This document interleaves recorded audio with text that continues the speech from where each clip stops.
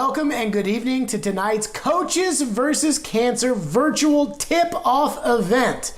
I'm Jared Stillman with ESPN 1025 The Game and Cromwell Media, and this is one of my favorite events every year as we get together with the best coaches in the state of Tennessee and really some of the best coaches in the nation, and we fight cancer, all while getting a preview of the college basketball season.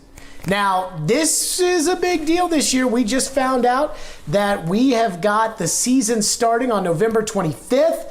So hopefully this year, unlike everything that happened last year, we'll have a great end of the season with many of our local coaches and local teams making the NCAA tournament. I've got my notes here with me, but I'm leading you up until 6 o'clock where Sean Farnham from ESPN will be taking over. And he's got the coaches and he's got the questions. You're going to know about who are the guys to watch, who are the teams that might be a little underrated going into the season, and much, much more for that. As we start off, though, I do want to thank our co-presenting sponsors for this event, because we couldn't do it without them. The CoreCivic Foundation and the First Horizon Foundation. Both of these groups and their leadership have been longtime supporters of the American Cancer Society, and events like Coaches vs. Cancer would absolutely not be possible without them.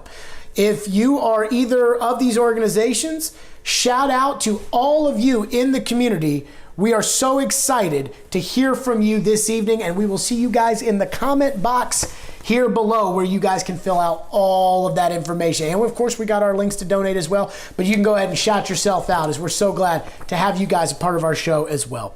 We got a great show coming up. We got coaches trivia where we'll go over all of our coaches for this great event that Sean is going to be sitting down with and breaking everything down. And of course, coachesversuscancertn.com is the website if you want to donate, and you will see that link in the comment box where you can go right there today and you can donate because we are on a mission to fight cancer.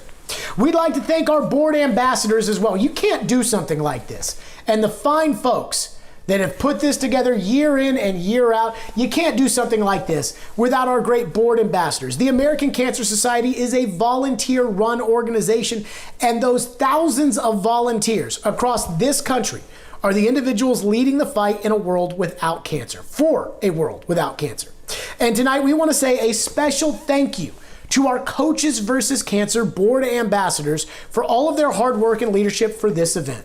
Throughout all of the challenges of 2020, and trust me, we know there have been a lot of them. Throughout all of the challenges, they have focused on ACS's mission, and therefore they've made an incredible impact, not just on funding and fundraising, but everything that benefits the research and patient programs. And they are furthering their efforts. And to further support those efforts, please donate tonight. As I said, coachesversuscancertn.com or the chat box. Get in there. Whatever you can give these kids, these researchers, everything. We're all in this together in this fight against cancer. Next up, I want to give a shout out to the coaches we're going to have tonight, because we are going to have some great coaches. I mean, not just great coaches for Tennessee, but we're going to have some great coaches across the country that are going to be a part of the event tonight. So I'm going to read them out, and hey, don't anybody be upset with me. I'm reading them out in the order in which they gave them to me tonight. But a big shout out to these great coaches we're going to have. From Memphis University, Penny Hardaway, going to be with us here on the program tonight along with Sean Farnham. Jerry Stackhouse, Stack, at Vandy's going to be a part of the program. Rick Barnes, the 2019 Naismith Coach of the Year, is going to be a part of this. Coach Acuff at Lipscomb, his second year, he's going to be a part of this. Casey Alexander over at Belmont got the Bruins to the NCAA tournament a year ago. We don't know how they would have done. Maybe this would have been the year that Belmont broke through, but he will join us. Matt Figger, good guy at Austin Peay. Matt Figger will join our program tonight. Nick McDevitt of MTSU, Brian Penny Collins at TSU, and Kenny Anderson, great player, Kenny Anderson from Fisk. He will be joining our program as well. So just a star-studded list of coaches tonight for all of you to enjoy. Again, welcome to the pre-show for the 2020 Coaches vs. Cancer virtual tip-off. Sean Farnham and our coaches are going to have the discussion all night long. So again, if you can, donate in the comment box below or coachesversuscancertn.com. It's really simple, it's really easy, and it will make a huge difference. I'd like to thank our sponsors for tonight. I'd like to thank LifePoint Health Ryman Hospitality Properties, and J.E. Dunn Construction. Corporate partners like these are the ones that keep ACS's mission alive. Currently, the American Cancer Society has over 750 active cancer research grants, and it's organizations like these that make that work possible. Thank you to our sponsors. For the Nashville Area Board, certainly don't want to forget about them. We have mentioned, and I, with all seriousness, we have mentioned all of the hard work that the Coaches vs. Cancer Board of Ambassadors do, and now we'd like to highlight some of those volunteers in the Tennessee Area Board, a great group of volunteers. And we've got a special little video that we'll get to later today that really highlights the work and the passion of fighting cancer amongst our board and their members. But I would, because this is about the coaches tonight and their fight against cancer and their teaming up. Trust me, these are some coaches that we've seen: Belmont, Lipscomb, Tennessee, Memphis, Vandy. They got some big battles, but tonight they're all coming together for a great cause. And there is nobody who fights this cause as much and is as passionate about fighting cancer as Sean Farnham, our host tonight from ESPN. Look, every year at this event, I know as soon as I'm off here at 6 o'clock, Sean gets on with the coaches. He's going to have some shots for me. And I love giving Sean some shots back. Be nice if his UCLA Bruins could ever win a game. Used to be such a storied program. But I know Sean's going to have some shots for me. But I would just say this. Nobody's as passionate against the fight against cancer as Sean Farnham is. And having lost a father-in-law to that, I know personally how much fighting cancer and getting it and finding the end to cancer is important to Sean Farnham. So I'm excited to hear from Sean as well. By the way, tonight, you can always donate Coaches vs. Cancer, TN.com. Now, I do want to welcome you into my home out here in Nashville. We know these coaches will be at their homes and their offices, and we know that Sean will be out at his home. 2020 is certainly the year where we're welcoming a lot of people into our homes. It's a different year, and with that come different challenges. But everything you can do to help out the American Cancer Society will get us one step closer to that mission.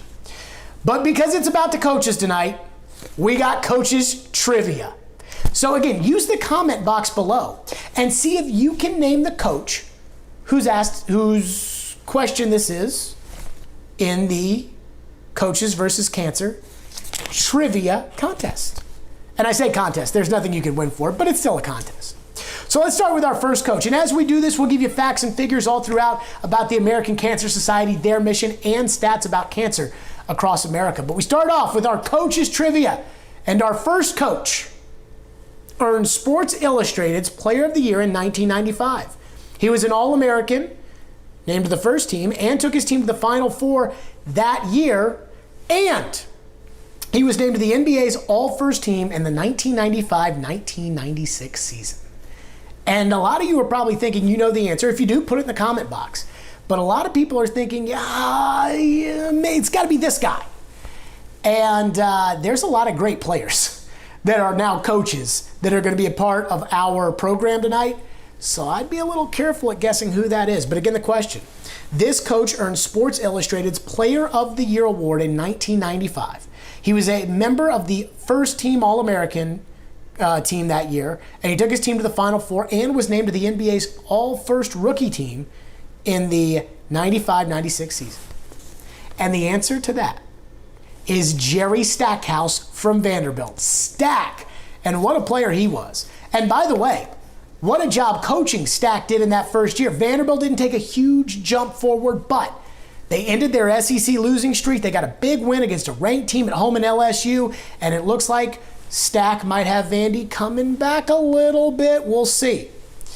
So that's our first coach in the Coaches Trivia. We will continue all throughout the night to have Coaches Trivia, and so be thinking and be putting in the comment box who you think some of these people may be.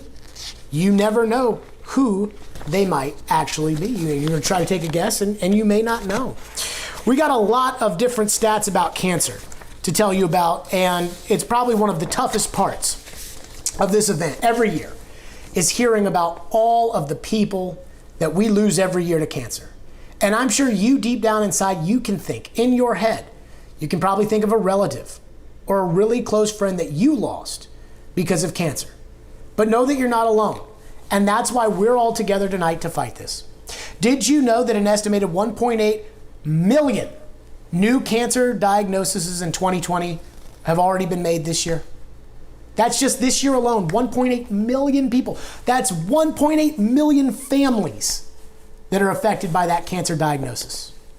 More than 1,600 deaths per day from cancer. 1,600 per day, cancer alone in the United States in 2020. More than 40 of your own Tennesseans, our neighbors, our coaches, our teachers, our firefighters, our police officers, our friends, more than 40 a day in the state of Tennessee will die from cancer during 2020. Breast cancer is the most commonly diagnosed cancer in Tennessee women. Prostate cancer is the most commonly diagnosed cancer in Tennessee men. Colorectal cancers and lung cancers are number 2 and number 3. And there are 16.9, now this is the good stuff. There are 16.9 million cancer survivors alive today. Most, 67%, were diagnosed more than 5 years ago. So that's why why it is so important to fight, because the more we fight this, the more we can raise that number from 67 to one day where we will raise it to 100%. And we have made progress overall, a lot of progress. Cancer mortality rates have declined by 29% since 1991, helping to avert 2.9 million deaths per year from cancer.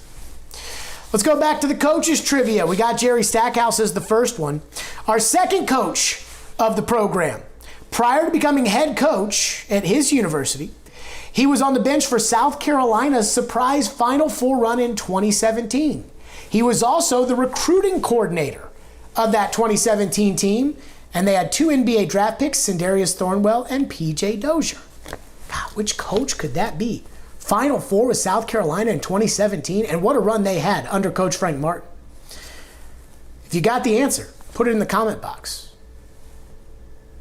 as we give it now. Our second coach, that coach is none other than Austin Peay's Matt Figger.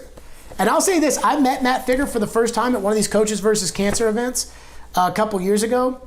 Coach Figger is a great guy, and I can't wait to hear what he's going to say to Sean about how they look to kind of gain their spot back in the OVC, maybe get back to the NCAA tournament. Former OVC Coach of the Year, Matt Figger, great guy, but he was, in fact, the recruiting coordinator and assistant coach for that great South Carolina team that made it all the way to the Final Four. And he was the recruiting coordinator when they beat out really good schools for P.J. Dozier, and when they got Sindarius Thornwell, who was a huge part of that team, and later went on to be drafted in the NBA. Our third coach, and again, keep it coming in the comment box, and you can donate right now by going to coachesversuscancertn.com. We're going to be pushing that all night long. Every little bit you can donate makes a difference. Our third coach in our coaches trivia had quite the career for himself. He's a native of Queens, New York, and he was a McDonald's All-American, and he led Georgia Tech to the Final Four in 1990.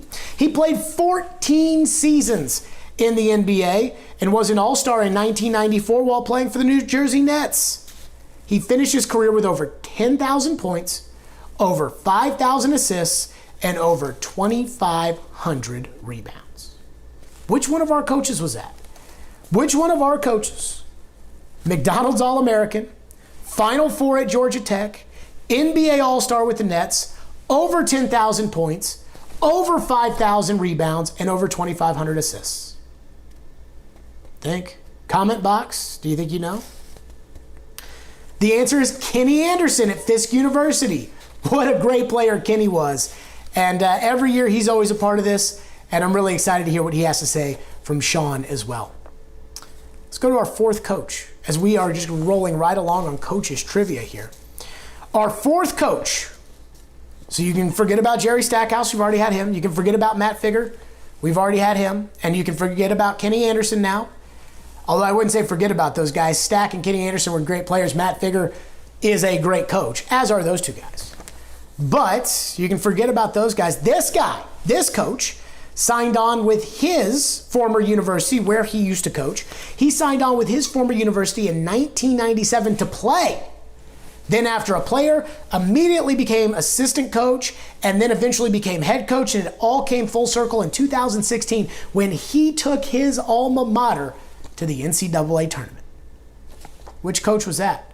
If you know the answer, put it in the comment box. First, though, I'm going to tell you that the American Cancer Society has invested more than $4.9 billion in research since 1946. And they currently have more than $425 million invested across the nation. In Tennessee, the American Cancer Society is currently funding 20 research grants totaling $13.2 million.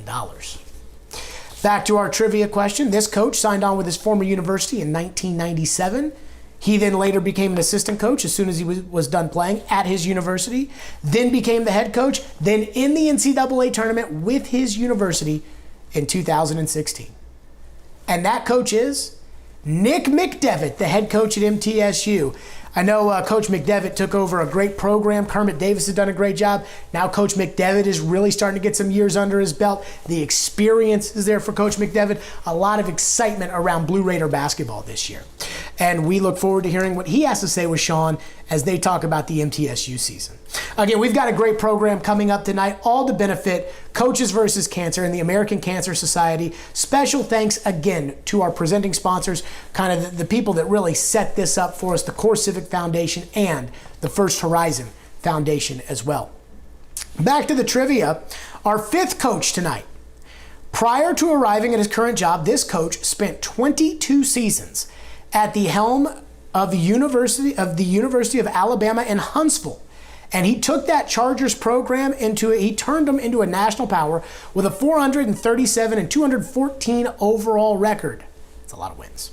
He won 8 regular season and 3 Gulf South Conference championships and earned 11 trips to the NCAA Division II tournament and got to the Elite 8 twice after winning the South Regional in 2011 and 2012. Think about that. Who dominated? Because that's what that kind of record is. Who dominated at the University of Alabama in Huntsville? Think on that. First, let me tell you about how important your gifts can be tonight to the American Cancer Society, Coaches vs. Cancer TM.com, and you can go right into the comment box. A $25 gift to the American Cancer Society could provide cancer patients free information and support through the 24-hour helpline at 1-800-227-2345 or via the live chat at cancer.org. And a $50 gift, wow, $50. A $50 gift could provide a ride to treatment for a Tennessee cancer patient or a night of free lodging at the Hope Lodge facility. So if you got $25, and look, I know 2020 has been tough on everybody, but if you've got $25 or you've got $50, please, please, please donate today to help out those in need. Again, the question for the coaches trivia question as we are rolling along here. Prior to arriving at his current job, he spent 22 seasons at the helm of University Alabama Huntsville, where he turned them into a national program, 8 regular season championships, 3 tournament championships, 11 trips to the D2 tournament, and 2 trips to the Elite 8, winning the South region in 2011 and 2012. The answer to that is Lenny Acuff at Lipscomb University. Lenny about to start his second season. They lost a lot entering Lenny's first season. We'll see how much better they get year 2 under Lenny. The next coach, be ready for this one. The next coach not only had a great career at his alma mater, as did almost all these guys that played, had great careers at their alma mater, but he had a 14-year NBA career.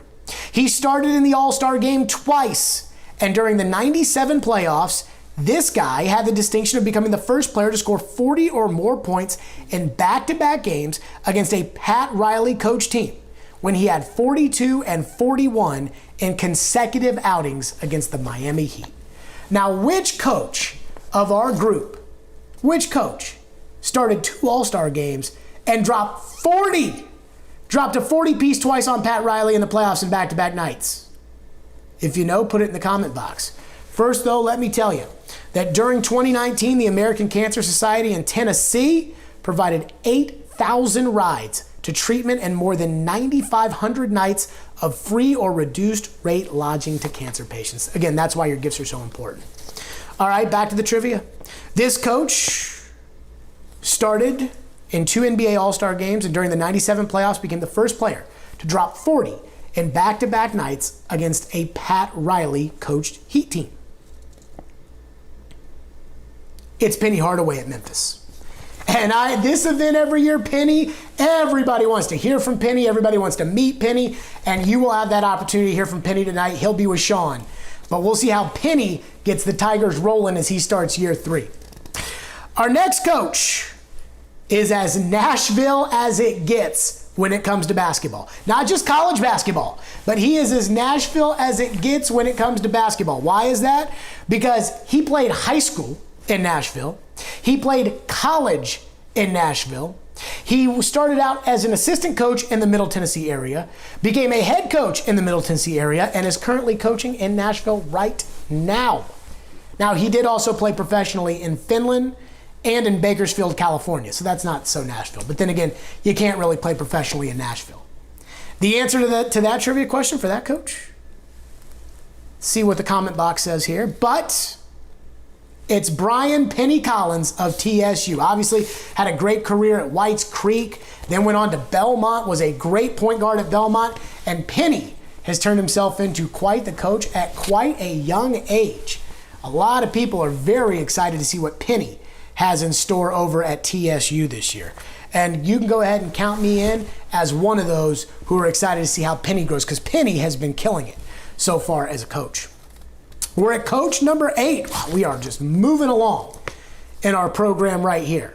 And by the way, for the coaches trivia, I'm going to let you guys in on a little secret. For this coaches trivia, this next one's a little personal for me. Our 8th coach of the night not only made the NCAA tournament, and his team did not play last year when they made it, but he also made the NCAA tournament of his school's biggest rival. And then the reason why it's personal for me, this coach, and a darn good coach he is, this coach owes me $80. And he knows who he is too. He knows exactly who he is. Let's see if you know who this coach is. First, let's talk about cancer and how we're trying to fight to put an end to cancer. And that is the fact that right now, everything you guys can do, everything you can do will help the American Cancer Society tonight. Donate in the chat box below or go to coachesversuscancertn.com and you'll hear a lot more about this from Sean and our coaches as they get you all set up tonight, and you hear about the exciting season we're about to have and how much these coaches want to band together to end cancer. But the American Cancer spends 78% of donated funds on mission program services and 22% on supporting expenses. Which coach, in our coaches trivia, which coach made the NCAA tournament last year, didn't play, made it at his school's biggest rival, and owes me $80? The answer is Casey Alexander, now at Belmont. And I literally almost said at Lipscomb, but he's now at Belmont, second year, made the NCAA tournament last year. I had to text coach when they didn't get in because I was so heartbroken for those kids. But what a great job Casey did in his first year. And by the way, Casey, and I know you're watching, you owe me $80. If you want to, go ahead and donate that to the American Cancer Society so that we can help all these people out. But I did when I was in high school. So 2008, I was running the clocks for one of Casey's camps at Belmont. And nobody ever paid me that $80. And I bring it up every time I see them. And nobody's ever paid me the $80. And I'd like my $80. Thanks, Casey. Our final coach here in the coaches trivia is not only the all-time winningest head coach at the University of Texas, but he took a team in 2017-2018 that was picked to finish 13th out of 14 teams prior to the campaign and took them to the SEC championship that year and to the SEC title game in the tournament and a number 3 seed in the NCAA tournament. Who is that? I think we all know. That's Coach Rick Barnes, the 2019 Naismith Coach of the Year. Coach Barnes doing his thing with the Vols last year after the great season they had in 2019 or 2018-2019. Last year, a little bit of a step backwards for the Vols, but they have been recruiting like crazy, and I cannot wait to hear what Coach Barnes says they have in store this season for the Vols when he sits down with Sean as part of our Coaches vs. Cancer virtual tip-off event. Boy, just super excited. Super, super, super excited for tonight's event. Now let's get back to the bread and butter of all of this, which is what you'd be eating if we were having our normal event like we do every year. But our National Area Board and our volunteers and everybody else care so much about what we're doing tonight. As we continue the fight against cancer, you can donate right now. Go to coachesversuscancertn.com. Now, Sean's coming up in just a bit with the coaches and with our real program tonight. This is just the pre-event. Jared Stillman, 1025 The Game. But I do want to share a story. I do want to share the story of Jocelyn Limmer, who has directly been affected by cancer. And please take a look at the story of Ted and Jocelyn Limmer. And this is the true example of the passion of our board. I remember telling her dad that, and it was a really emotional moment between he and I, when I called him to tell him that he was going to be a grandfather, but that there was another piece of the story, and that Jocelyn also had breast cancer. But I told him, I said, I want you to know that I got this, and that I'm prepared to do everything I can to protect her. And he said to me, if there was anyone to take care of my little girl other than me, I'd want it to be you. I don't know that I've ever told him, but like what that meant, it encouraged me and gave me the strength to say, hey, I can make this happen. Ted is nothing short of amazing. He was my biggest supporter. He called everybody. He got all my doctor's appointments. He was by my side no matter what. To realize that as a caregiver, there's so many things that you can do and there's so much research you can do and be supportive, but at the same time, she still has to go through this. She's still gonna have to go through the chemotherapy. She still has surgeries ahead of her. She's still, in her instance, still gonna have a child.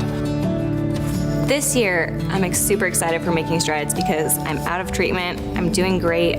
It's a celebration of life. A lot of folks that are on the backside, and to see those 20,000 plus people all walking together, it's pretty awesome. It was just great to see everybody's positivity and smiling faces. I want to be the hope for people. I want to show them that it's going to be okay. Making Strides historically is one of the largest fundraising activities of the year. And that fundraising goes towards cancer research, it goes towards funding clinical trials, and it's really important. I have actually a couple friends that the American Cancer Society founded their drugs that they're on that are helping keep them alive. And they do this thing called the Hope Lodge. People that live outside of 40 miles can come stay when they're in treatment, which is so helpful. I've become passionate about the mission of the American Cancer Society just because I've been touched by it. And I've found that in getting involved and then seeing the good work that they're doing, that's really the foundation for the search for a cure.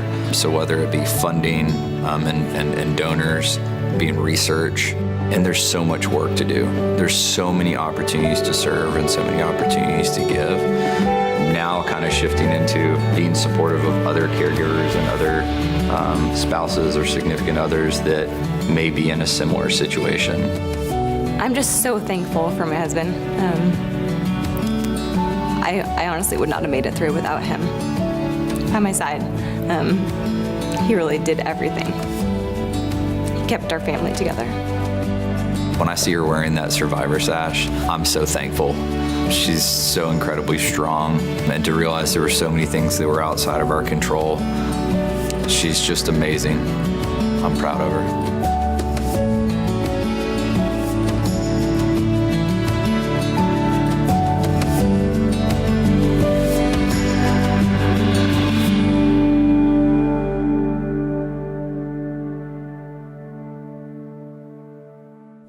Wow, what an empowering story from Ted and Jocelyn. And we are so glad that they're a part of our mission that we're all joining together to fight today. If anyone in our audience tonight wants to learn more about making strides against breast cancer with Ted and Jocelyn, you can visit makingstrideswalk.org. This year has been hard for so many people, for so many different reasons. But this year's been different unlike any other year. And we understand that. And we know that we are so grateful for the continued support of our sponsors who have always been with us. Baptist Memorial Cancer Center, the Pinnacle Financial Group, the Martin Family Foundation, and the Haslam Foundation. Together, these groups are making a big difference, and so can you.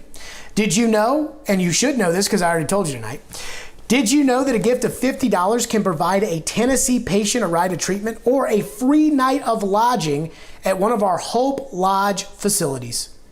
Every single dollar donated tonight counts. So please click the link in the chat to donate or go to coachesversuscancertn.com. We are getting very, very close to Sean Farnham and our great coaches. And by the way, you guys did a great job with the coaches trivia. I thought those questions were kind of hard. I mean, I was a little surprised at how easy you guys were nailing them. But we are so close to our main event. But before I let you guys go, I don't want to forget our few more sponsors for tonight's evening. Again, a virtual evening. This isn't the evening that we all know and love every year, but it's one that we are all together for. A virtual tip-off event, and thank you so much for joining us. But a big shout out to a few more of our sponsors, AutoZone, Lipscomb and Pitts, Bridgestone, and Methodist Le Bonheur Healthcare. As a viewer, you may have noticed that, like our coaches, these sponsors are located all over the state. Whether it's Memphis, Knoxville, Murfreesboro, or Nashville, or Chattanooga, Clarksville, whatever have you, all of our coaches are all over the state, and they recruit all over the state as well. So are our sponsors.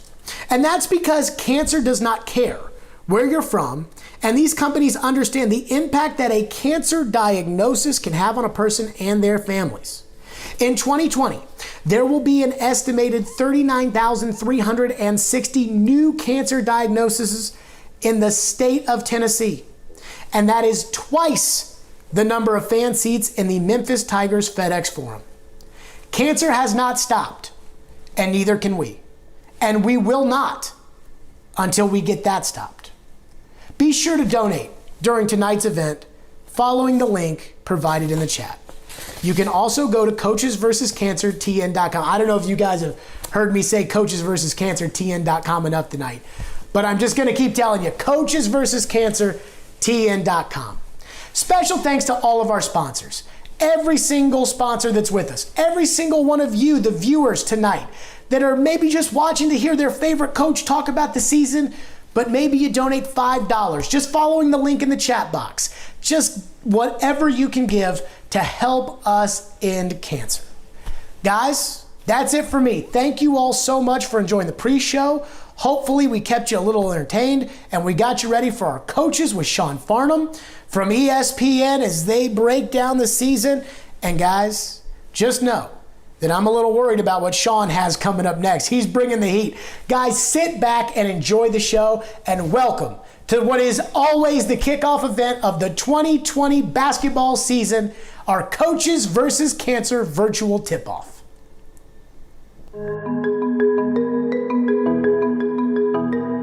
These days, it's easy to feel helpless. Like the world moves without regard for love. Like together is a past tense, and our future is uncertain. It's easy to feel like our problems are too big to solve.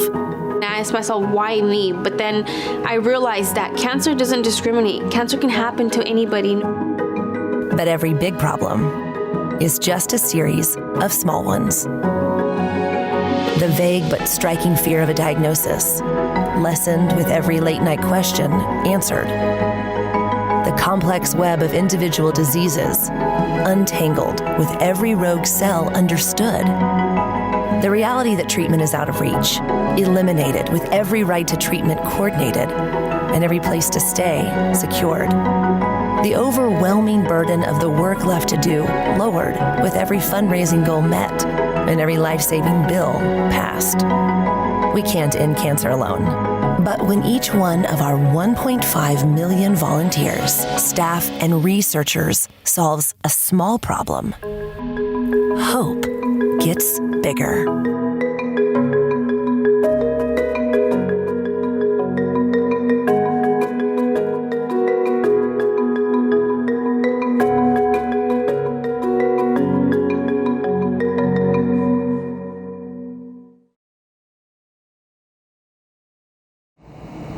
Good evening. I'm Lindsay Langley, Executive Director of the American Cancer Society in Tennessee. If I had to choose one word to describe 2020, it would be challenging. But facing challenges is what we at the American Cancer Society do. We've been solving cancer's challenges and helping patients overcome challenges for more than 100 years. That's why I'm so excited to be here with all of you tonight from the American Cancer Society Memorial Foundation Hope Lodge in Nashville. I'm so grateful to everyone who has made this event possible. And I want to extend a special thanks to our coaches whose support of our mission and this event year after year helps the American Cancer Society save lives, celebrate lives, and lead the fight for a world without cancer. I also want to thank our presenting sponsors, Core Civic Foundation and First Horizon Foundation, and our many platinum and gold level sponsors. Your generosity makes our work possible. The American Cancer Society currently has $13.2 million invested in 20 research grants to institutions in Tennessee. We partner with health systems across the state to increase colorectal cancer screening rates and raise awareness for other cancer prevention and early detection efforts. And during 2019, in direct support to cancer patients, we provided more than 8,000 rides to treatment and more than 9,500 nights of lodging for cancer patients, helping to ease the financial burden of cancer treatment. And our 24/7 National Cancer Information Center answered nearly 13,000 calls, providing information, resources, and guidance day or night. This year has been unlike any other in history of the American Cancer Society. Under the best circumstances, a cancer diagnosis can be frightening and devastating. But with the COVID-19 pandemic, cancer patients face a new set of challenges. We refocused our efforts to help cancer patients navigate their treatment with 24/7 virtual support communities. At our National Cancer Information Center, calls from cancer patients seeking information about COVID-19 and cancer treatment skyrocketed, and we were there day and night to answer questions and provide information. Our mission to lead the fight for a world without cancer is more important than ever. Cancer has not stopped, and neither can we. We need your help to continue our mission. We need your help to continue funding research, providing information, transportation, and lodging, and working across the state on prevention and early detection programs. Thank you for your donation at tonight's event. I want you to know that it makes a difference. And now, let's get on to the show. I'm going to turn it over to our host for the evening, ESPN college basketball analyst, Sean Farnham.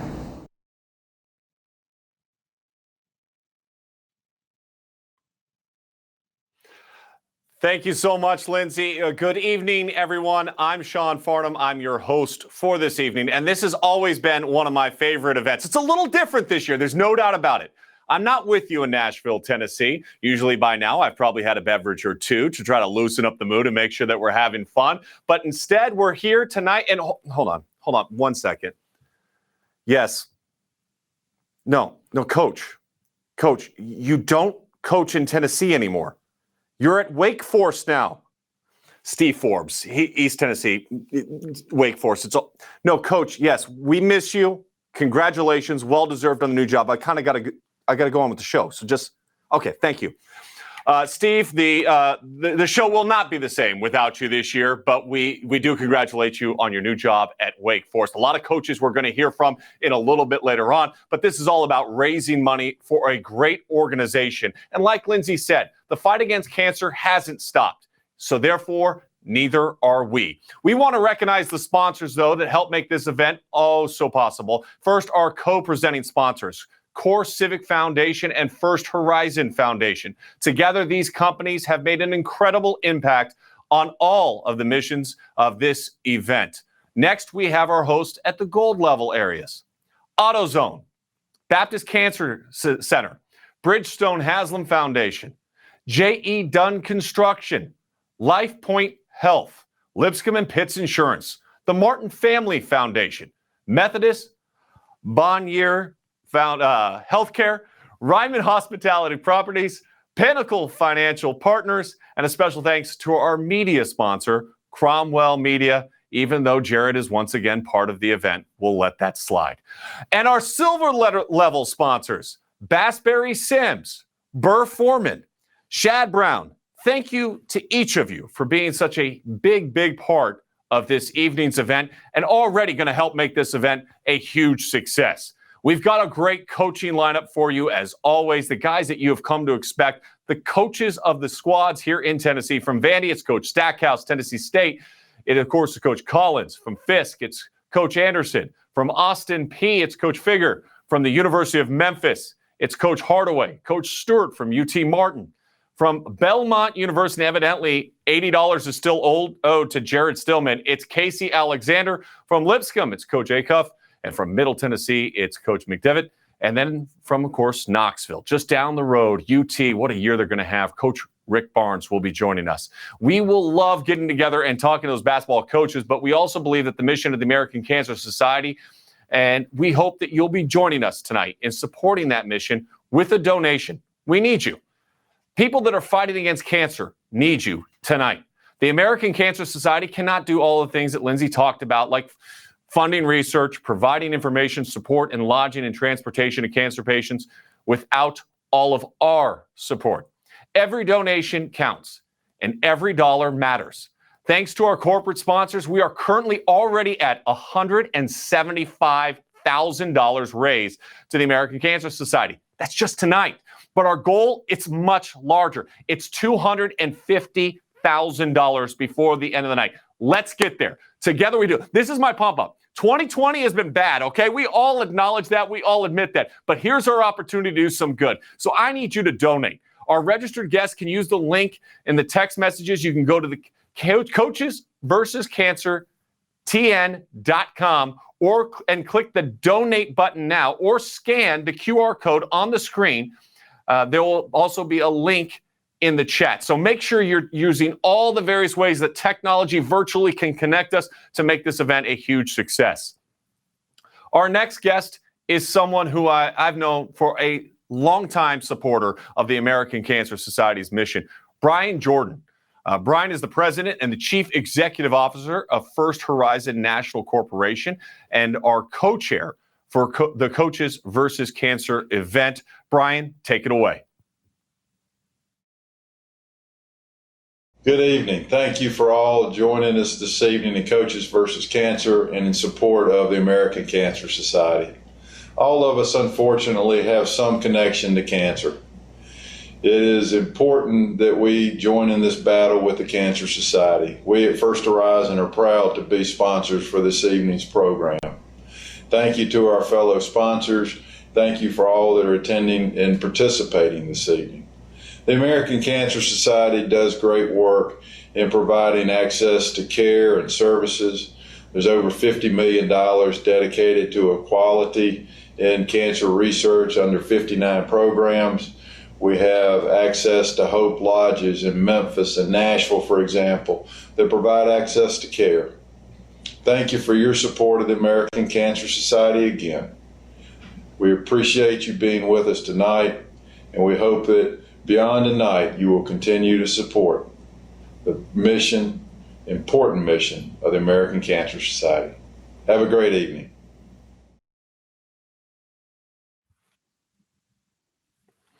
Brian, thank you once again for all of your support. Listen, cancer impacts all of our lives. Let's not forget that as we go through it. But it is time now to welcome in our first coach of the evening. He is the head coach of Vanderbilt's men's basketball team, Jerry Stackhouse, also a retired NBA All-Star.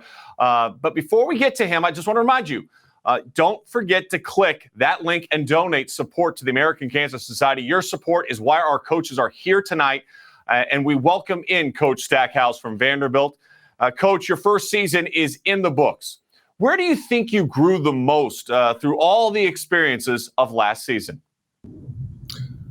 Well, I think we grew just from the adversity of having a team that we started out with that thought that was going to be a team that really makes some noise. And we had a potential lottery pick in Aaron Nesmith and probably an all-league defender and Cleavon Brown, and both of those guys go down before conference play starts. So just kind of having to revamp on the fly. Not something that I'm too unused to because in the G League you always got guys going up and down, and each year it's just a new cast of characters. So we just kind of reinvented ourselves. We wish in a perfect world we wish that would have happened a little bit earlier, and not starting SEC play when you want to have your team in a good rhythm.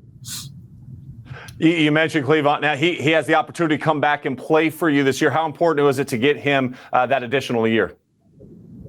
It was great. I mean, it was like I guess it was just some luck. It's really good luck. I mean, it's bad luck for him that he got hurt last year, but he got hurt in game 9. If he would have played one more game, he wouldn't have been eligible for the red shirt. So it's just like one of those things where it worked out in the long run. I mean, he got back. He's fully recovered. I mean, he's looking great.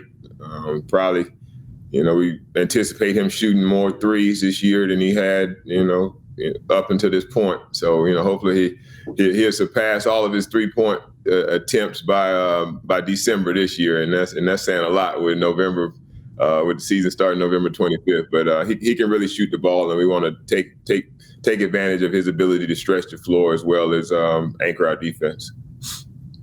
You mentioned the November 25th start date that was announced by the NCAA last week. The uncertainty, though, Coach, is you don't even know who you're playing, where you're playing, what bubble may or may not exist. How challenging is this for you and your staff right now? And then what would you like to see the NCAA do? Well, it's not really a challenge. I mean, we're just happy that, we heard that there's going to be a season and there's actually a start date, and they're going to try to figure it out. I mean, there's a lot of smart people involved. Sometimes they don't act as smart as they are, but, hopefully by the, that they find a way to figure it out. But I think for us, it's just about continuing to, forge ahead and just be prepared for whenever the season starts. And we have great people who kind of handle those things. I think, Dan Gabby from the NCAA and, Dan Lebowitz and, those guys from the SEC, they're going to try to figure out a way that works. I mean, I personally, I would like to see a bubble. I think Nashville is a prime location. We have a ton of venues with the colleges here, having Bridgestone, having here at Vanderbilt, Lipscomb, Belmont, TSU. Hotels are struggling right now. They're at probably 10% capacity. So being able to just come in and have Nashville as a source, I would throw that out there. And I think, they do a good job of putting on here for the SEC conference tournament. So I think some familiarity there that could really work. Well, Coach, I'll just sign up for that Nashville bubble. If you're actually able to get that pulled off, I'd be more than happy to hang out for a month in that beautiful city. You think about everything that's gone on in society. We've had a pandemic, obviously the social justice movement. What have these conversations been like for you with your team?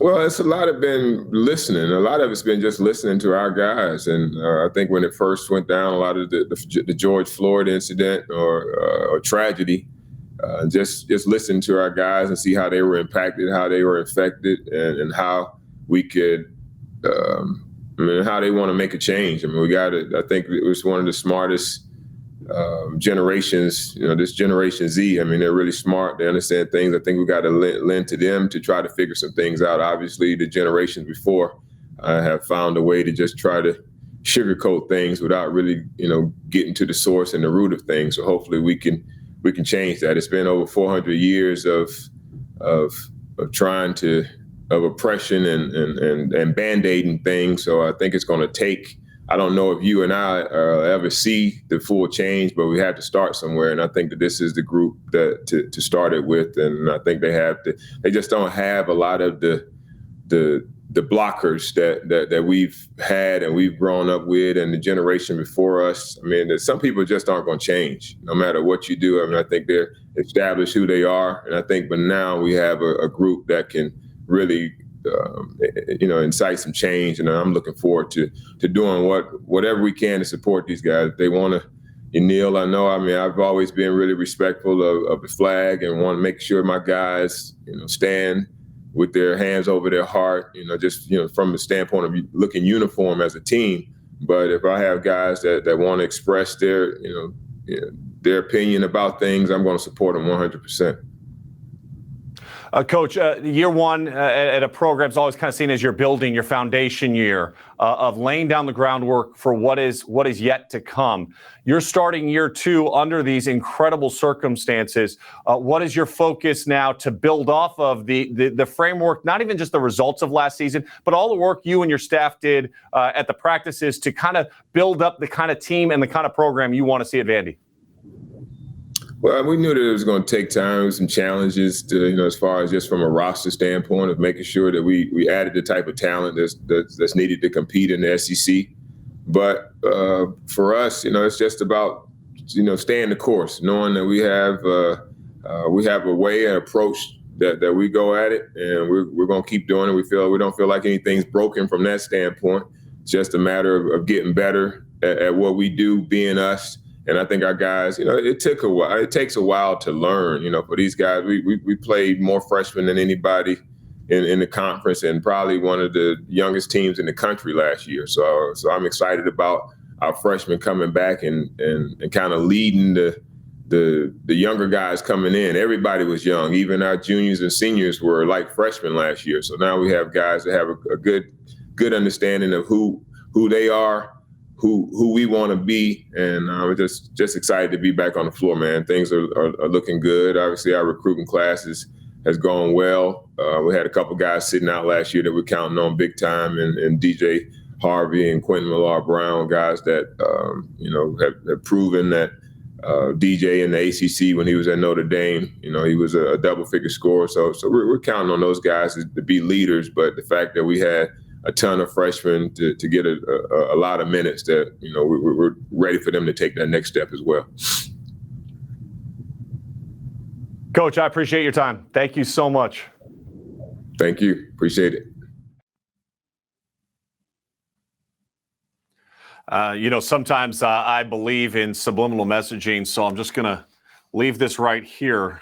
ESPN, pay attention. I'm for that bubble in Nashville. You can send me there. I'll sit there for an entire month. I don't even care. I'm just excited we're going to get back to college basketball, and I know you are too. And we're excited to see what year two brings for Vandy and Coach Jerry Stackhouse.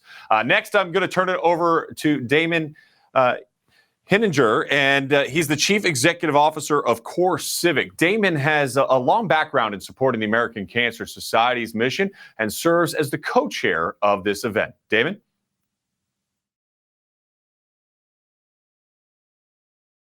Well, thank you, Sean. It's such a great honor to be here tonight. I have to tell you, the reason Core Civic supports American Cancer Society is they're doing amazing work. In fact, over the 100-year history of the organization, they've raised almost $5 billion towards cancer research. In fact, they're the largest nonprofit funder for cancer research and just doing amazing, amazing work. Here locally, here in the state of Tennessee, this past year, they raised almost $14 million in research facilities across the state. In fact, they have two facilities here in the state that help support cancer victims, one here in Nashville and one over in Memphis called Hope Lodges, doing great work providing free lodging to cancer victims. So what I need all of you to do tonight is to help support this mission. Obviously, we're living in the world of COVID-19, and obviously it has made us to kind of reshuffle all of our priorities, both personally and professionally. But cancer doesn't stop. We need to continue to support the American Cancer Society. In fact, 1 in 3 people will be diagnosed with cancer during their lifetime, And that hasn't stopped in 2020, even in the age of COVID-19. So here is our goal. We're asking everybody that's participating tonight to raise $30,000 collectively. But we've got $30,000 over here from companies supporting a match. So if we can get $30,000 committed tonight, that other $30,000, obviously a collective $60,000 going back to the American Cancer Society to help support this important work. So please, please, please, if you can find just maybe a few dollars, help support this initiative tonight and take advantage of those matching dollars that the various companies have pledged. Let me switch gears and just say, grateful to be here tonight. Obviously have a lot of fun during the program tonight with obviously a lot of amazing coaching talent that are going to participate in interviews with Sean. I want to share with you, though, I love college basketball. I mean, I think it's just a wonderful support. And I actually wanted to tell you my favorite basketball moment. So almost 30 years ago, and actually it was 1990, I went to Kansas State undergrad, Kansas State University in Manhattan, Kansas. And in 1990, actually it was February of 1990, Kansas State played at home Missouri, which was the #1 team in the country.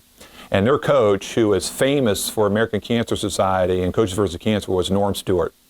So we won that game. Kansas State won that game.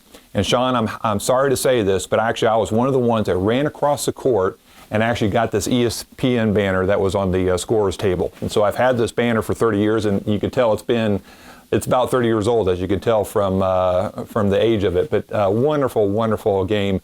But more importantly, I wanted to highlight Norm Stewart, who has just been a champion for American Cancer Society, Coach vs. Cancer. It was just a neat moment, but also to see his work over the years. So thank you so much again for participating tonight. Sean, back to you.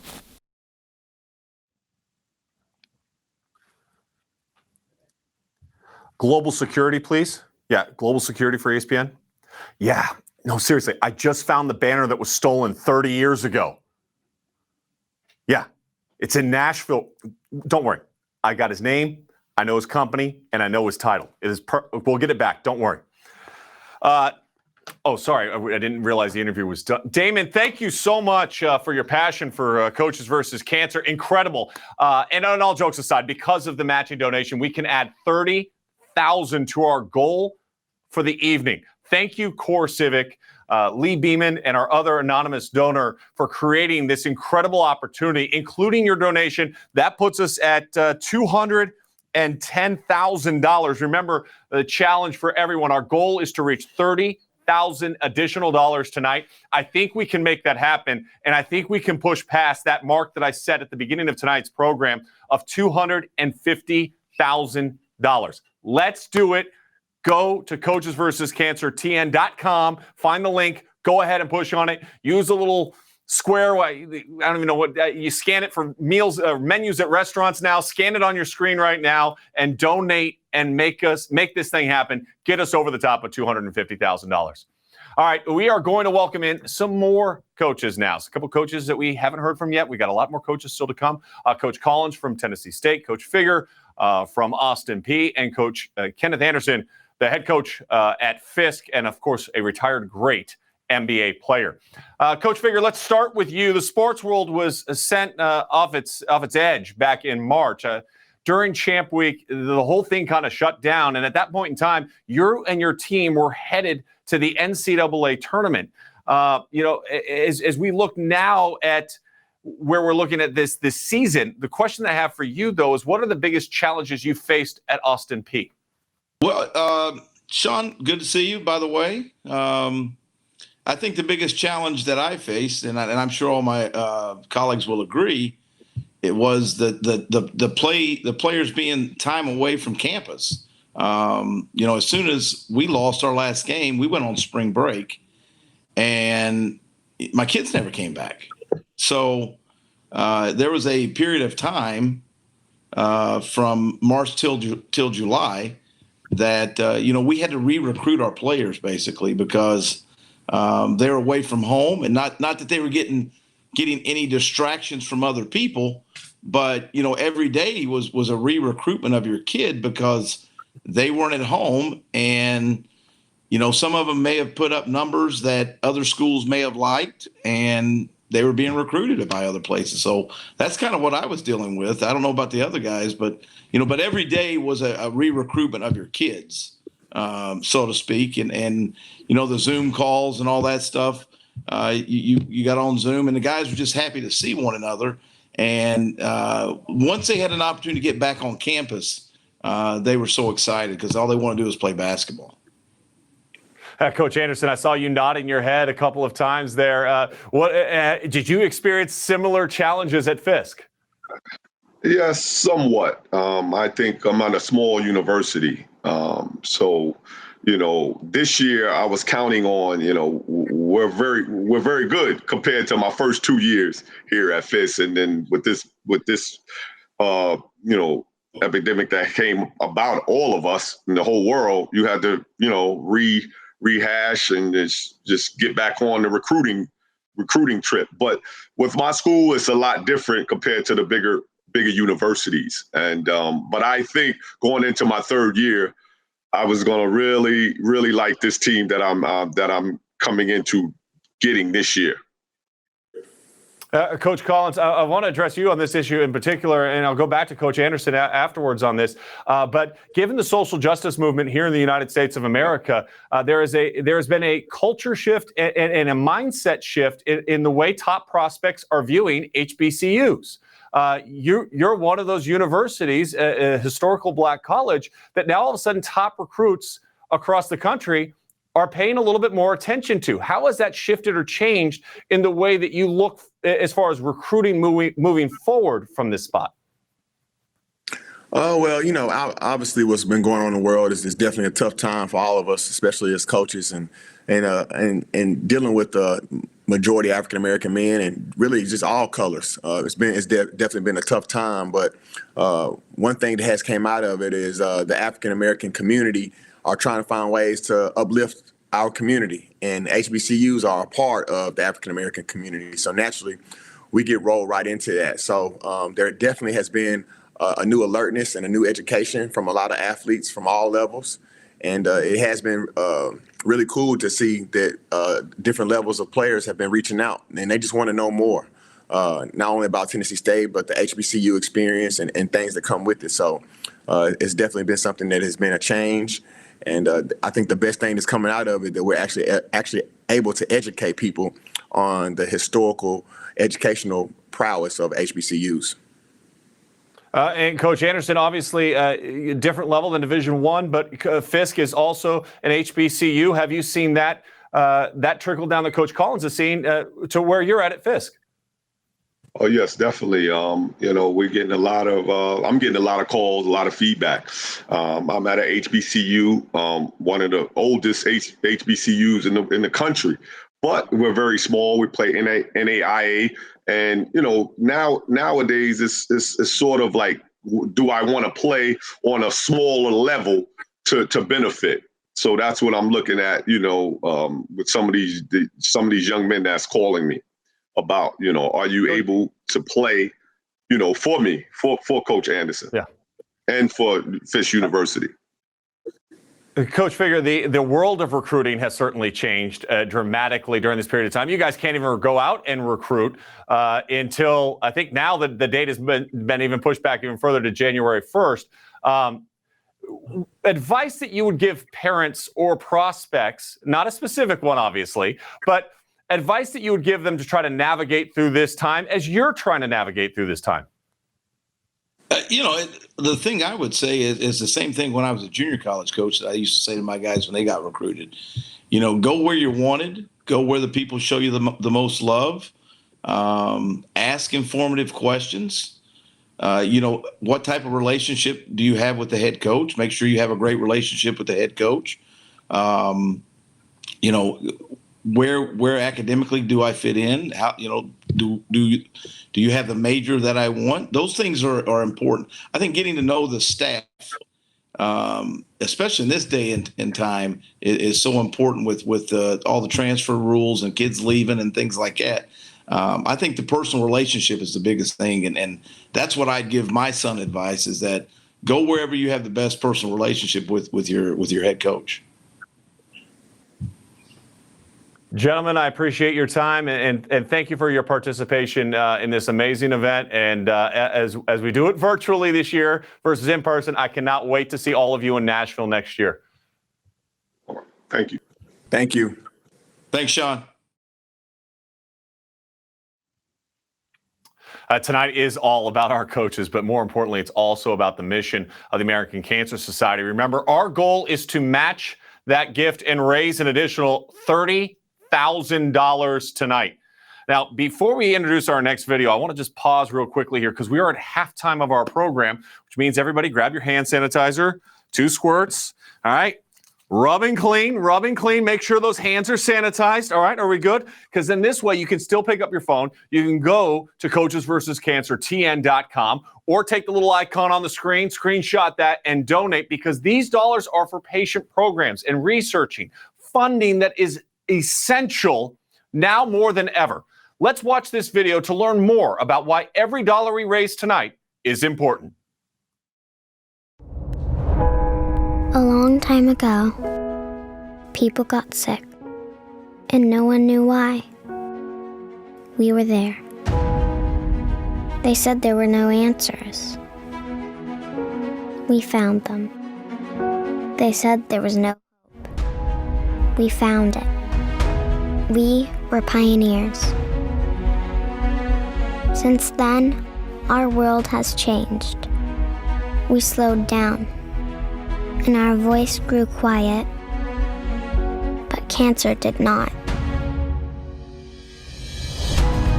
People still need us, and today we choose to stand together.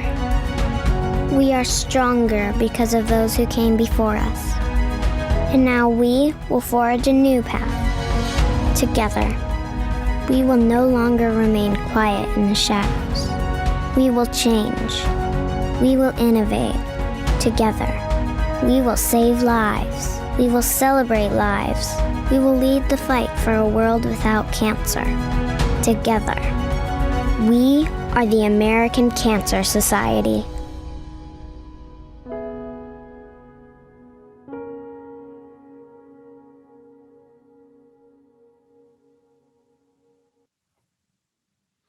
Our world has changed so much in 2020. It's a big part of why we are coming to you virtually tonight. However, just because our live events have stopped doesn't mean that cancer has.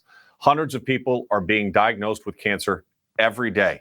And the only difference between now and then is the increased fear of what that diagnosis might actually mean.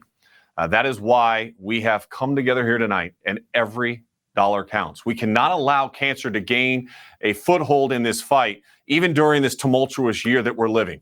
So donate to the American Cancer Society. Help them continue their 100-year history of leading the fight for a world without cancer. Click the link in the chat box right now. Follow the link on your phones by scanning the QR code. I don't even know what QR means, but I just know it's that thing that's on the bottom of the screen. I think it's over here somewhere. All right. Go to coachesversuscancertn.com and let's donate now. We have got to hit that 3,000 mark. I'm getting the updates right now because everything's virtual. I'm getting it right here. Right now, we are at $211,676. That's good. It's just not good enough. We've got to reach our goal here tonight of getting to $250,000. Let's hit that 30,000 match and even better by the end of tonight. Make that your promise. If you're watching right now, it may not be you. It may not be someone in your family right now. It may not be a colleague right now from work. But I promise you in your lifetime, unfortunately, cancer is going to strike your inner circle. And for those of you that are fighting the disease right now, my prayers are with you. You know how important this is to me. I love being part of this event. I love fundraising to fight cancer because we are going to win this battle. But we need your donations now more than ever in order to make that happen. Coming up next is somebody that needs absolutely no introduction. The head coach of the Memphis Tigers basketball team. He's a 4-time NBA All-Star. It's Penny Hardaway. Coach, it is great to see you. So much going on to navigate through in the sports world and in society. How have you intermixed this with COVID and the social justice movement since March in your response to them? Well, thank you for having me, and it's great seeing you as well. It's been crazy, actually. You can't even. There's no other way around it. It's wearing masks. It's a lot of hand sanitizer. It's social distancing. It's having one guy at a basket for about a month and then rotating. It's wiping the basketballs down after every player comes through. It's been amazing, but I'm just blessed and happy to be in a gym, just period. Yeah, you know what? Last year obviously presented some unforeseen challenges from when we talked in Nashville to the way that it all turned out. What are some of the positives now looking back on last year that you take away from it? And I know that might be hard, but what were some of the things that you look back on and go, you know what? Tough experience, but. Yeah, I think that, it was a blessing to get the number one recruiting class in the country, but obviously we understood what happened with James Wiseman. And the things that we took from that was that's just adversity. You have to fight through adversity. And I felt more badly for James and our fans because we didn't get an opportunity to really see, to me, the best player in college basketball get a chance to play, even though he was a freshman, could be the number one pick in the draft this year. But, our guys understood that we lost James and that we had to, lock in and go with what we had, and it was the next man up. And what was birthed from that was Precious Achiuwa getting Player of the Year and Freshman of the Year in the conference, and us finishing pretty decent in the conference. But overall, we learned that you're just going to have to fight through adversity. There could have been an injury. Unfortunately, it was him having to sit out, but it could happen at any point in time in the season. You have to be ready for it. You talk about adversity, obviously great adversity for your team right now, and even adversity for you when you look at scheduling, not knowing who you're playing, where you're playing, what a bubble might look like, what it might not look like. So from a head coaching perspective, what are those conversations like with your team, and what kind of problems does that maybe present for you, or challenges does that present for you as you try to prepare for the upcoming season? Yeah, for us, when I talk to the team about our scheduling this year, you don't get exhibition games, you don't get scrimmages, you don't get a chance to get some of those games to kind of get you going early. It might be all tough, high major games plus conference. And that bodes a different problem for us because we're a new team. We got older, but we got a couple transfers. Landers Nolley Jr. From Virginia Tech has been cleared on waivers, but we have not got DeAndre Williams cleared from Evansville. And the good thing is our freshmen are now sophomores, but we need the chemistry. We got started late, and, you're going into a tough schedule and you don't have as much time together, and you don't know if guys are going to be eligible or not. It causes a lot of problems, for sure. You've got another great recruiting class. You and your staff have done just a tremendous job. You got another top 25 talent coming in this upcoming season. With the younger guys that you are bringing in and the new roles that you're going to be asking and putting the guys into position, the social distance workouts, how have you been able to try to work around those to make sure they understand? Is it a lot more film session going on right now?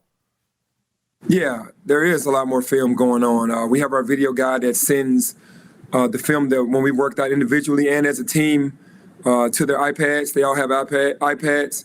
To get Moussa Cisse, it's really unfortunate for all freshmen around the country, especially our freshmen in Moussa, to come in a new system and then have to get thrown right into the fire right away. Together, we're doing this together with the team, with the managers, the grad assistant. The grad managers, everybody that's on, it's all hands on deck. We're trying to have these guys navigate through this COVID and kind of teach them the game at the same time. And everything that we do individually is kind of geared to what we're going to do during the season anyway. Coach, I know the Coaches versus Cancer has been a huge thing for you and your program. 2 years ago, you and I shared a very emotional moment at this event. Why is this continue to be such an important aspect of your leadership at Memphis? Well, first off, just cancer, period. It's a terrible disease. And, there's so many people in my life that have been touched by it. Obviously, one of my best friends passed away from it. And I've had other friends who have passed away from it as well. But just worldwide, nationwide, it's just trying to help, trying to be a voice, trying to give money, trying to bring awareness, more awareness to people who aren't as understanding of how it is. And it's hit me hard in my life. Like you said, we shared stories, and it's amazing the fight that we have to put up to help those that have been diagnosed. I had a player to pass away from cancer when I first got here, so it's near and dear to my heart. That's something that I'm always going to be supportive of and do as much as I can for. Coach, we appreciate your time here as part of this outstanding event. We wish you the very best this season and continue to do the great work you're doing down in Memphis. Thank you very much. Thank you. No doubt that Penny Hardaway's suit coat looks much better than Jared Stillman's, which was also the same color. Advantage Penny Hardaway. And if they played one-on-one, I'd probably go with Penny over Jared as well. Nevertheless, I want to remind you, make sure you are donating. We've got to get you to coachesversuscancertn.com and get your donations in. We've got the QR code back up on the screen as well. You can use that right quick. Just scan it, donate. You understand, $5. That's like a day of not going to Starbucks. Not that I'm trying to get you to not have your coffee, but I'm just saying it's one Starbucks drink. It could actually make a difference in someone's fight against cancer. Please donate now.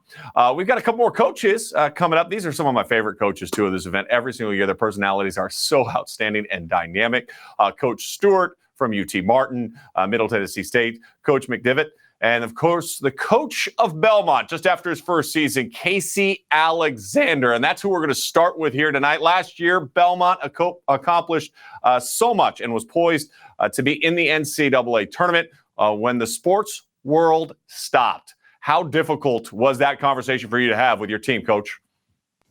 Very difficult. We're coming off a 12-game winning streak, a conference championship, a conference tournament championship. We're excited about the NCAA tournament, but we could feel the momentum building for canceling. And so when we finally got that news, we finally had to have that conversation that our season was over. That was a tough blow. But at the same time, I think our guys were smart enough and mature enough to know that we had a very fulfilling season, 33 games, and got to see our conference tournament to its ending. And so we just cut our losses there and moved on. I could not. I still can't even fathom the idea that as I sat on Scott Van Pelt's desk the night that Rudy Gobert tested positive, that I actually uttered the words that I think college basketball is done for the year. It's still hard for me to swallow. I'm sure it's hard for all three of you to swallow that that's the way that it ended. Coach Stewart, as we look at from that position to where we're at now, the NCAA announcing a new start date of November 25th, what have been some of the challenges that you have faced with your team and preparing them for what is still a very uncertain season? Well, it's been a very trying and different environment. I don't think there was one right way to do things. So what I tried to do was call around to various head coaches around the country, get some ideas on how they were trying to be safe and socially distant, and just talking to our guys and getting as much information as we could to maintain their safety and the safety of others. We did the best job that we could. We followed the constraints and the rules that the NCAA gave us, and we just kind of did the best we could, John. Coach McDivitt, obviously you talk about a lot of the schools are really dependent upon funding from a lot of these non-conference games that we usually see take place. None of you have a schedule right now, as far as I know of. None of you would have any idea who your first opponent would be, where it's going to be played at, or how it would be played. How concerning is this as we head into the season as far as funding for your individual program from a lot of those games that you'd look forward to in the non-conference? Well, obviously, we're all dealing with trying to shift our schedules around. There's a lot of things that go into that. It takes a lot of time to put together a non-conference schedule and then trying to put it into fast-forward mode and put them together in just a few weeks. It's extremely difficult. And for those programs that are really relying on those resources that come from the bye games, it's really an uneasy time right now. There are programs across the country that are normally playing 4, 5, 6 guarantee games, which generate a lot of revenue. And when you eliminate that from your schedule and your non-conference schedule, it makes things awfully uneasy on campus and in the athletic department. So I think we're all trying to figure out how to safely get back to playing, whether that's bubble formats, whether it's playing more conference games, playing regional non-conference opponents. But the testing protocols will certainly come into play. And whether one league to another, those comparable testing protocols may dictate whether or not teams can play each other. Coach Alexander, bubble-wise, there's been a lot of talk about a lot of different locations that could bubble. I am personally advocating for a Nashville bubble. I would love nothing more than a Nashville bubble. Why? Because I love that great city. But if you had your choice on bubbling, what are some of the things that you would look for to make sure that your team is safe and is being put into a good position to be successful?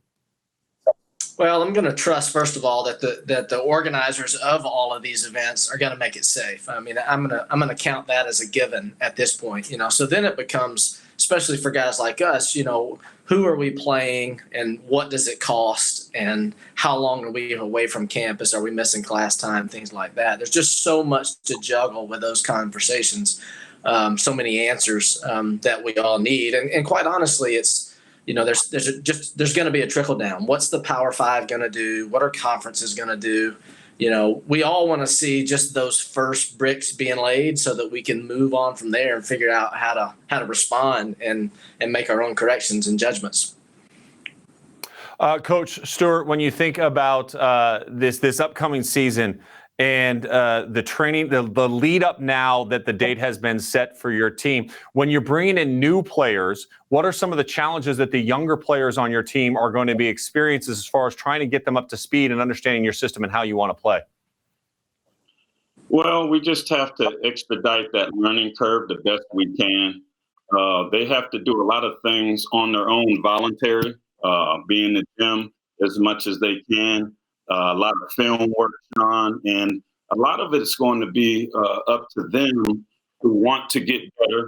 We're under the constraints of this week. We just started our 12-hour week, but there are additional things that can be done to get up to speed to shorten the learning curve if our younger guys are willing to invest in themselves and put in the time and the effort. Coach McDevitt, you look at recruiting. The mandate has been pushed back to January 1st. The challenges that presents for you, in particular, evaluating the seniors and juniors that are in high school. I know we're not going to talk about names in particular, but what kind of challenges has that presented for you and your staff? I think it's a challenge for everyone involved, particularly the student athletes. You think about it's really that 17 and under year that is the year that you relate back to. As a former basketball player myself, just you look back to that 17 year, that summer, where really your recruiting kind of takes off. This is what you're hoping for.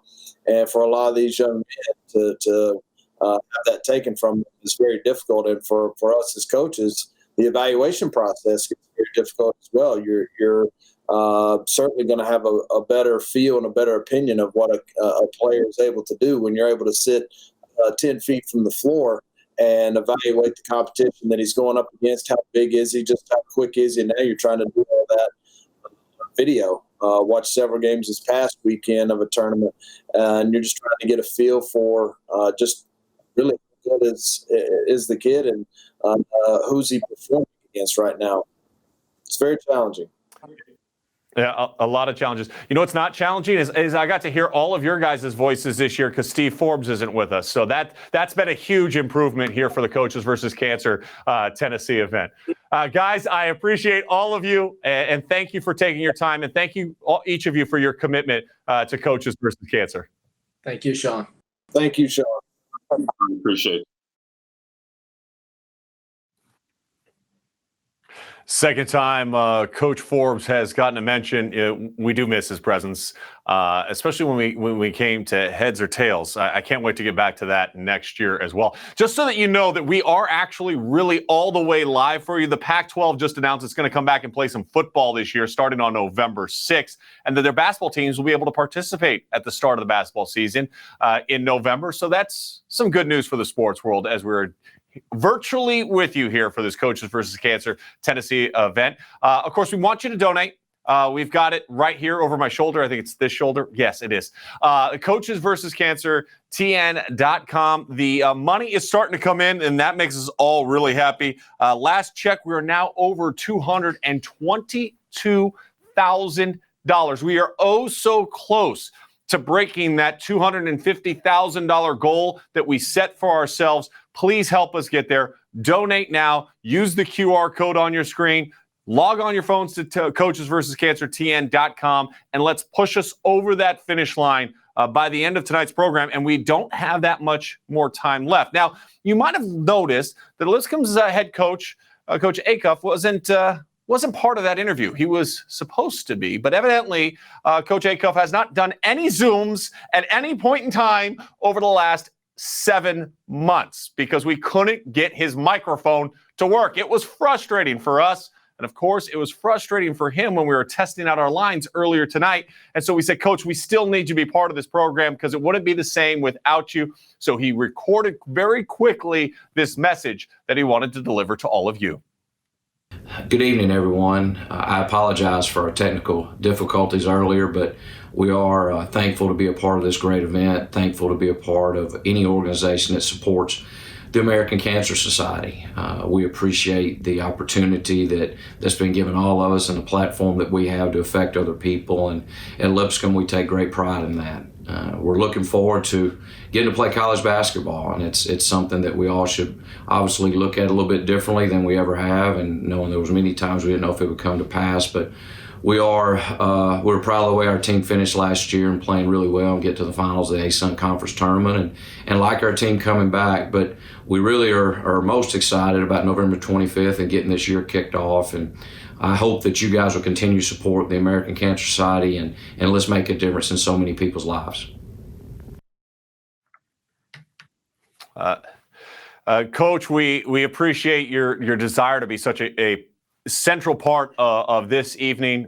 We all have our technical issues. You should have seen my house down in Los Angeles when I got the call from my wife today that our internet went down with 3 kids trying to distance learn. That was really smooth, and I'm very thankful I was in San Francisco and not in Los Angeles to have to deal with it. So I appreciate Coaches versus Cancer getting me out of LA to be able to be part of this event tonight and to be distanced socially and reality from the internet dropping at my own home.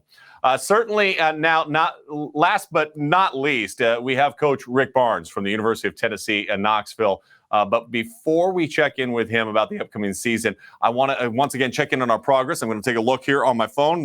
You hear the buzzing that's going on in the background. We are continuing to get over that. Let's get over that threshold.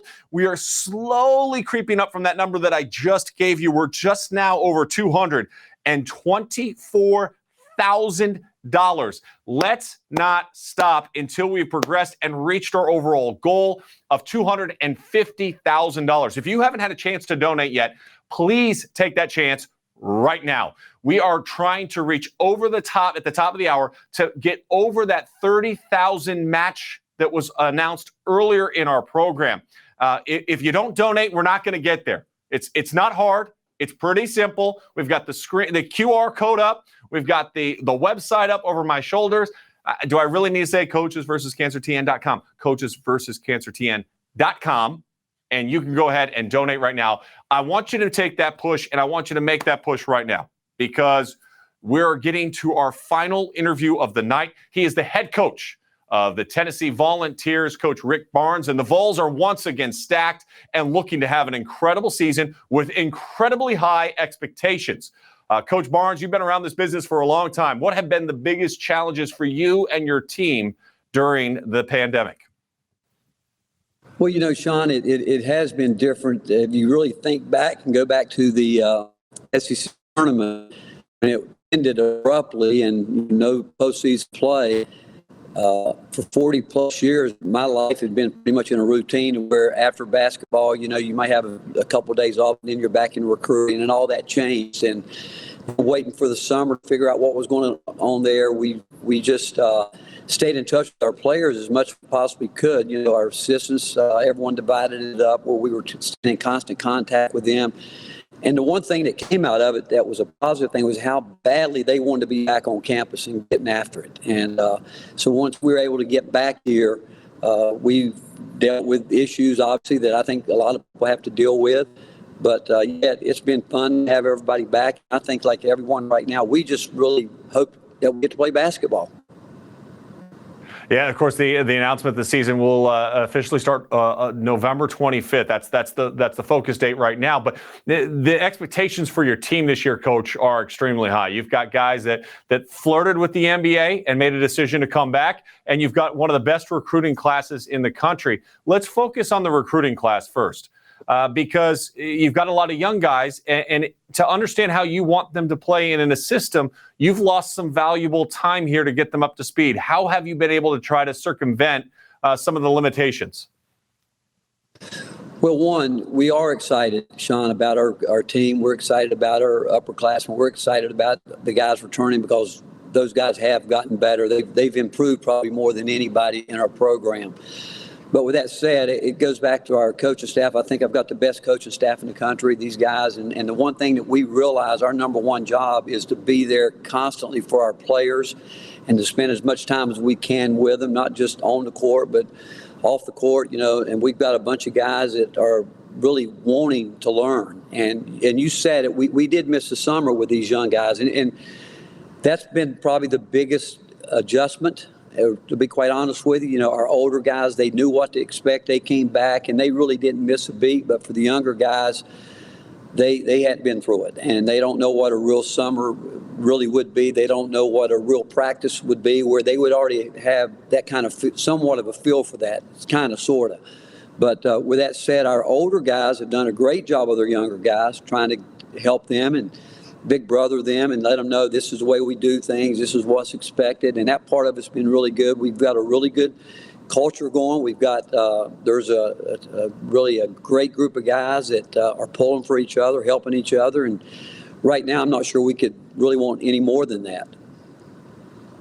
Yeah, Coach, every time you and I have talked over the years, you always talk about your assistant coaching staff. And obviously, with the way that you've been able to recruit, that's one aspect of it. But the culture of your program and the empowerment that you give your staff, I think, has always been something that has impressed me when I've come to your practices.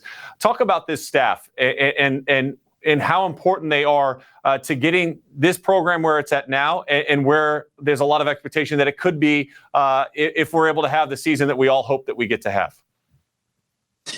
John, I think that when you look at staffs, I think when you look at businesses, I think you look at anything that's, you talk about a culture, I think that you have to ask the question from where I am, how many guys on my staff right now are ready to be head coaches at any level?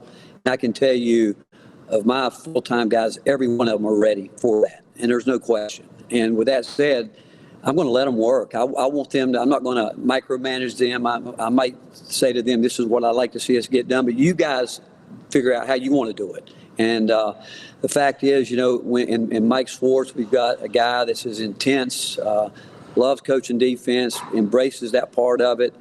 Desmond Oliver's been around a long time, understands, again, what it means to be on the floor and coach guys to get them better.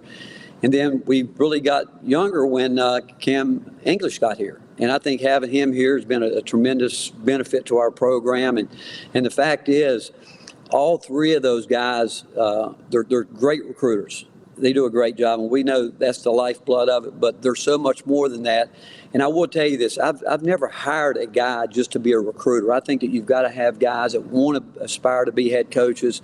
And I tell them every day, they've got to treat this program, and they do, like it's the only thing that matters. Our players are the most important thing, and we've got to make the best we can of what we have to do every single day. And that is simply trying to get our players better every day and making ourselves get better every day. And so, again, I think I've got the best staff in the country. Then you go to our support people. You talk about our strength and conditioning. You talk about our administrative side. You talk about our nutrition, all that, our trainer.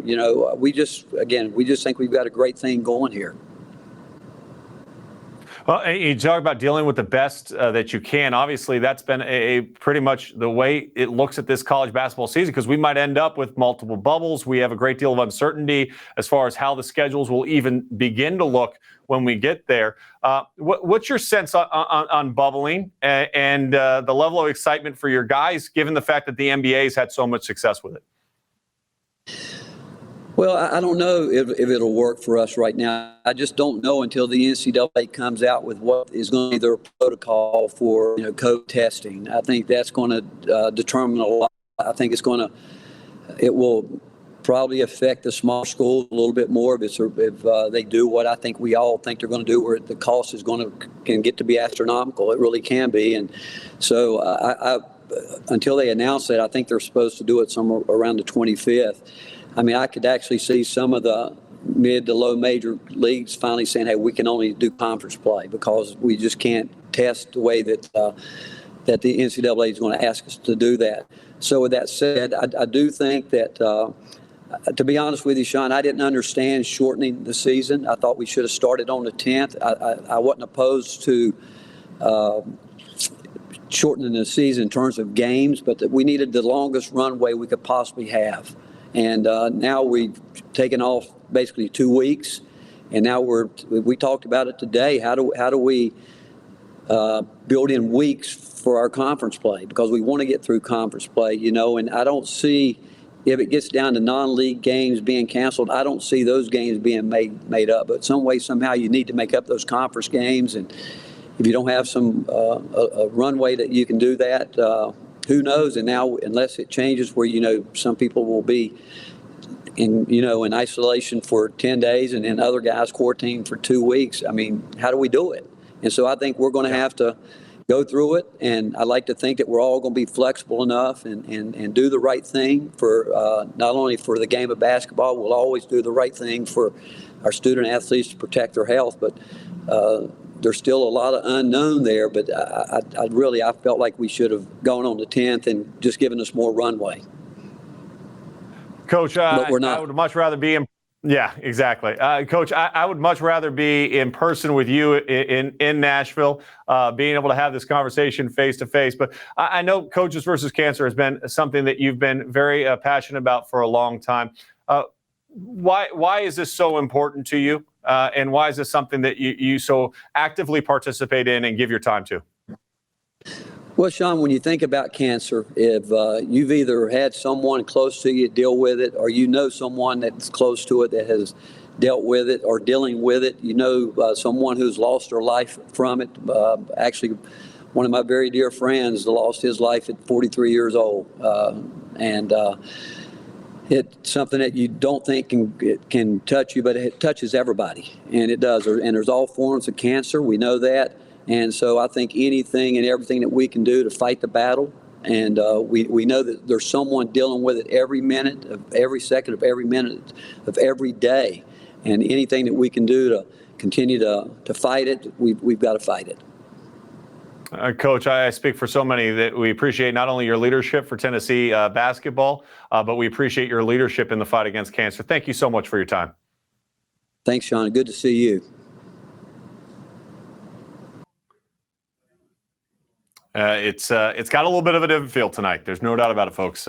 We miss seeing each and every one of you in person, coming together, and all of our coaches and all the people behind the scenes that made this happen, made it a great experience for 2020. But we want to make sure that you understand that we can't wait to get back in Nashville. I'll speak for myself. I can't wait to get back into Nashville. I want to thank Caroline Floyd.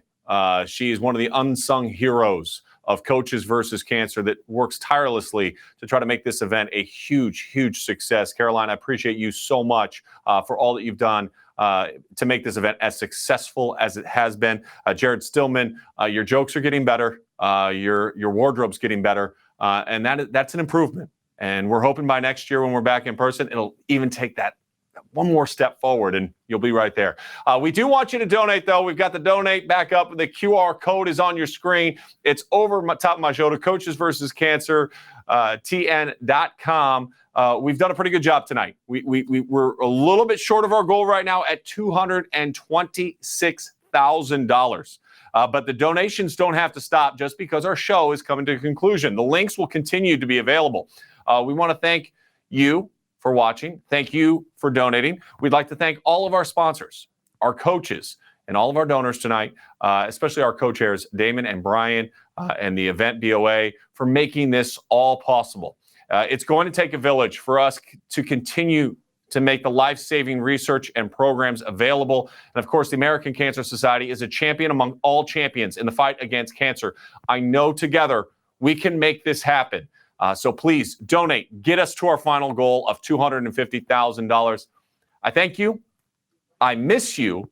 And I look forward to seeing you in person next year in Nashville, Tennessee, as we continue our fight against cancer. Good night, everybody.